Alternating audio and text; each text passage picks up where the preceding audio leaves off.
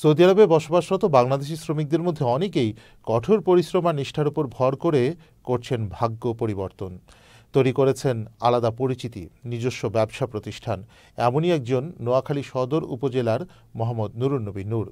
প্রায় ২৪ বছর ধরে বসবাস করছেন মধ্যপ্রাচ্যের দেশ সৌদি আরবে। শূন্য হাতে শুরু করলেও এখন তিনি কয়েকটা ব্যবসা প্রতিষ্ঠানের মালিক।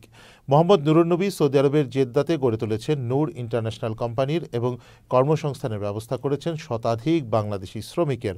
ব্যবসার পাশাপাশি বিভিন্ন মানবিক কাজে নিয়োজিত রয়েছেন মোহাম্মদ নূর। এরই অংশ হিসেবে প্রতি বছর প্রায় ১,০০০ বিভিন্ন পেশার প্রবাসী বাংলাদেশিদের জন্য ইফতারের আয়োজন করেন নূর।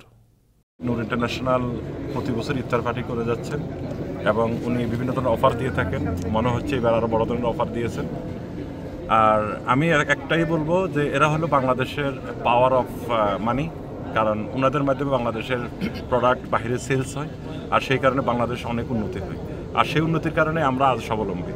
করবো আগামীতে যেন সে খুব এরকম ভালো সার্ভিস দিয়ে আমাকে দিতে পারে, বাংলাদেশ থেকে যেন আমরা সুন্দর সুন্দর পোশাক এখানে এনে যেন আমরা বিক্রি করতে পারি। আমরা যারা গার্মেন্টস ব্যবসায়ী বিশেষ করে আমরা বাংলাদেশের একটা ব্র্যান্ডিং করতেছি সৌদি আরবে।